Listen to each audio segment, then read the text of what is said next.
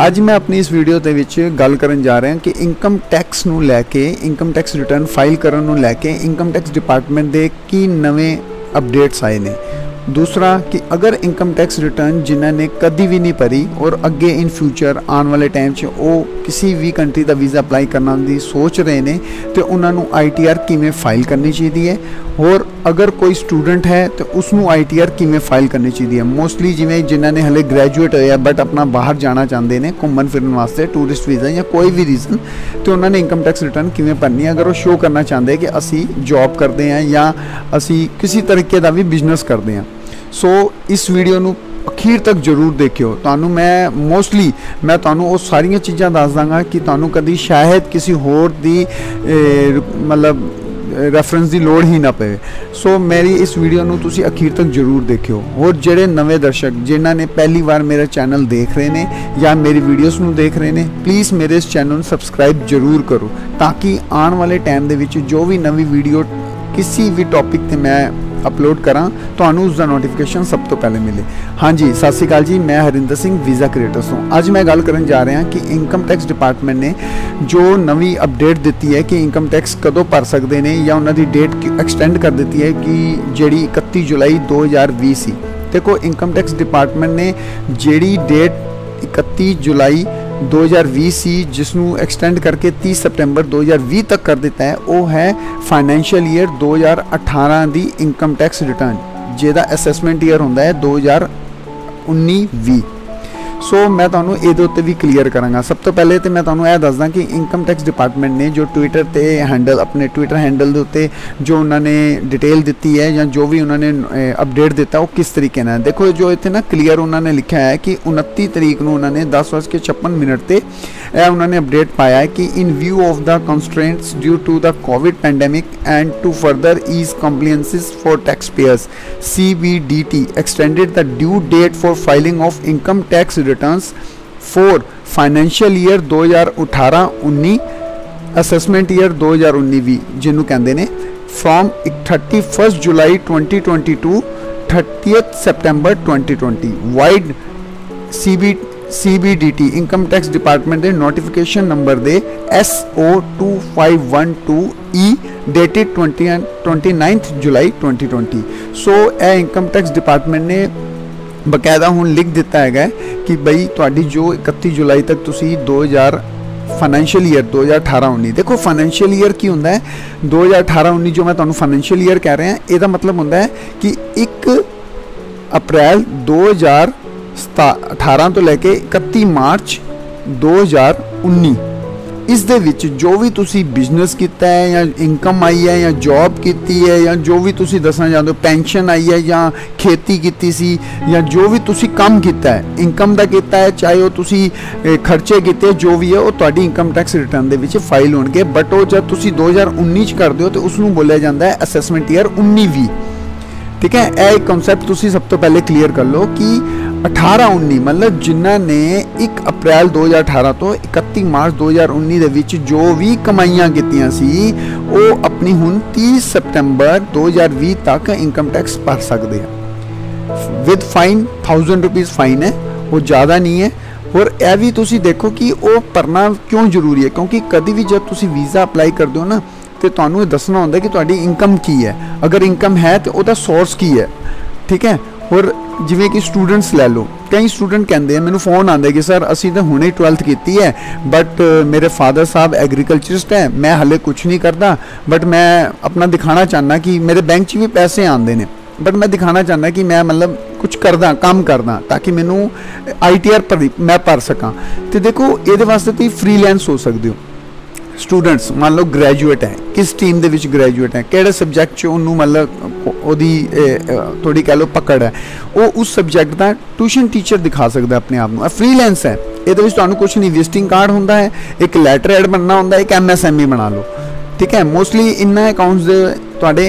Current accounts नहीं होंदे लोकी नहीं खोलते अगर तुहाडा ह्यूज काम नहीं है नहीं खोलन की लोड़। ठीक है लेकिन फिर भी तुसी ए पेपर अगर तुहाडे कोल MSME है तो कार ट्यूशनस का दिखा रहे हो तो तुसी बैंक च जाके अपना करंट अकाउंट खोल सकते हो। फॉर द न्यू पीरियड वास्ते, ठीक है ना। पिछले काम का तुसी दिखा सकते हो, मेरा फ्रीलैंस काम सी, मैं यह करदा। स्टूडेंट्स लिए हुण एग्रीकल्चरिस्ट है, उन्होंने को जे फॉर्म होंगे, दिखा सकते कि भाई मैं जे फॉर्म है। अगर देखो सब तो पहले ध्यान रखना होंदा है कि जो ITR होंदी है ना, वो तुहाडी बैंक स्टेटमेंट के अकॉर्डिंग ही भरी जाती है। और जो खर्चे होंदे ने वो देखे जाते, जिवें तुहाडे बच्चों की ट्यूशन फीस की जा रही है, ट्यूशन फीस बिल्डिंग फंड नहीं, सिर्फ ट्यूशन फीस कि साल की तुसी कितनी दित्ती, ठीक है ना। वह भी तुहाडा जो तुसी अपने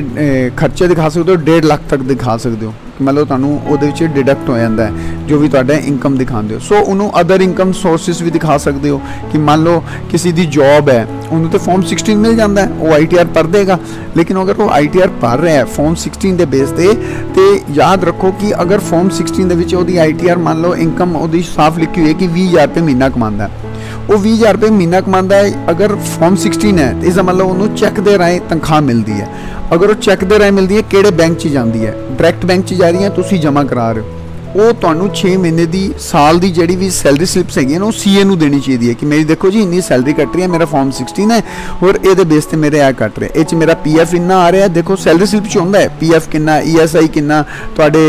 HRA कितना कट रहा है, तुहाडा मतलब कन्वेंस चार्जिस की ने, तुहाडे मैडिकल चार्जिस एक्सपेंसिस की ने, जो भी तुहानूं कन्वेंस दित्ती जाती है ना की ने।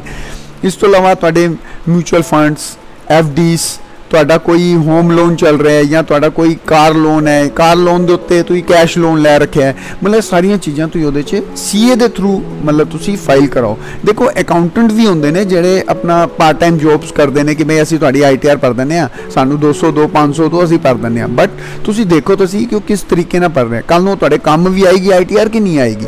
वो बेवकूफ़ी वाली गल है, एवं जी ITR भराने का कोई मतलब नहीं जिहड़ा तुहानूं आप पता है कि यार ਇਹਦਾ समझ ही नहीं आ रहा, नील भर दो जी, 2.5 लाख रुपए की भर दो, नील हो जाएगी, एवं नहीं होंदा। तुसीं पहले यह देखो कि तुहाडा बैंक स्टेटमेंट और तुहाडी अगर बैंक स्टेटमेंट मान लो पैसे घट आ रहे हैं, 2 लाख रुपए साल दे आए, बट हुण तुसीं दिखाना है कि भाई मेरा मतलब होर भी इनकम दिखाना चाहते हो, तुसीं टैक्स भरो 1000-2000 रुपये घट्टो घट्ट टैक्स भरो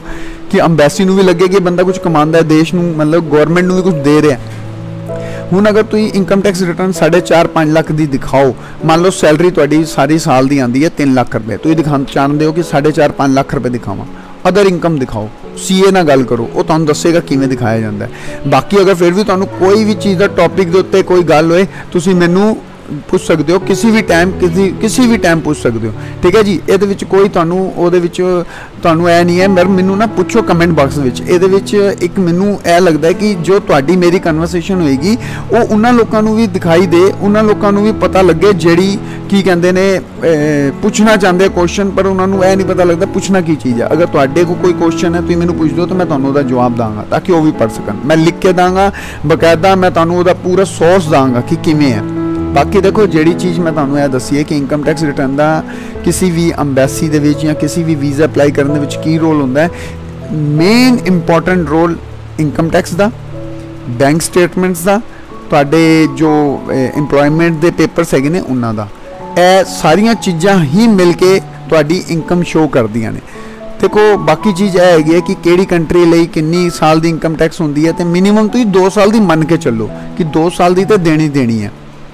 2 साल की देनी है। और जो ITR देनी है वो तुहानूं कंपटीशन भी तुहाडे कोल होनी चाहिए है, और जो ITR तुसीं दे रहे हो वो वेरीफाइड भी होनी चाहिए है, इनकम टैक्स डिपार्टमेंट तो वेरीफाइड होनी चाहिए, खाली फाइलिंग नहीं होनी चाहिए, सबमिटेड नहीं होनी चाहिए। आजकल तो आधार कार्ड लिंक है, आधार कार्ड का OTP पाओ उसी टाइम तुहाडी वेरीफाइड हो जाती है, बट कई बार की होंदा कि तुहानूं सेंटर च भेजनी पैंदी है, बैंगलोर है ना, कोरियर बाय कोरियर भेजनी पैंदी है, स्पीड पोस्ट कि भाई ए वेरीफाई हो, 120 दिनों के अंदर अंदर भेजनी होंदी है। बट आजकल आधार कार्ड आ गया, आधार कार्ड तो उसी टाइम अपडेट करो। सो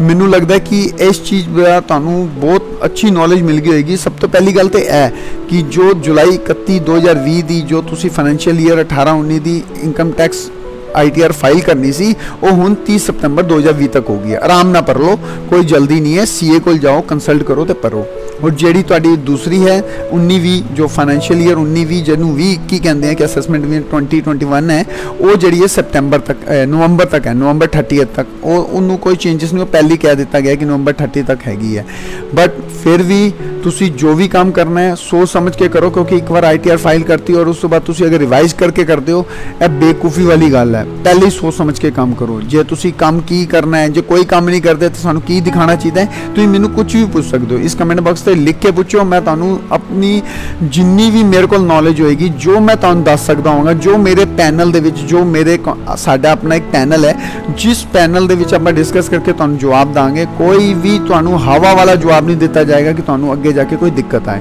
सो मेरी इस इन्फॉर्मेशन तो अगर तुहानू लगता है कि तुहानू कोई भी इंपॉर्टेंट इन्फॉर्मेशन मिली है, प्लीज़ मेरे चैनल को सब्सक्राइब करो, मेरी वीडियोस को लाइक करो, अपने यारा दोस्तों ना शेयर करो।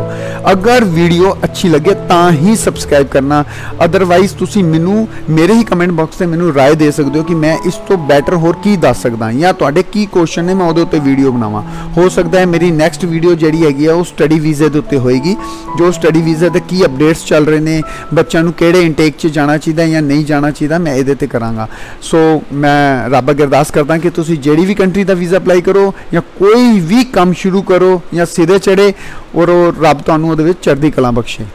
सत श्री अकाल जी।